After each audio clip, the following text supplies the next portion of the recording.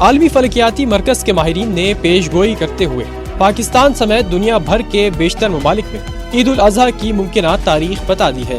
عالمی فلکیاتی مرکز نے یہ تفصیلات سماجی رابطے کی ویب سائٹ ٹویٹر پر جاری کی۔ عالمی فلکیاتی مرکز کے مطابق متعدد اسلامی ممالک میں عید الاضحیٰ 28 جون کو ہونا ممکن نہیں ہے۔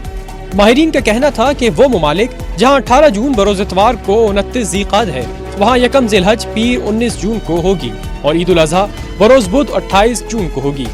پاکستان میں یکم ذی الحج منگل 20 جون یا بدھ 21 جون کو ہونے کا امکان ظاہر کیا گیا ہے۔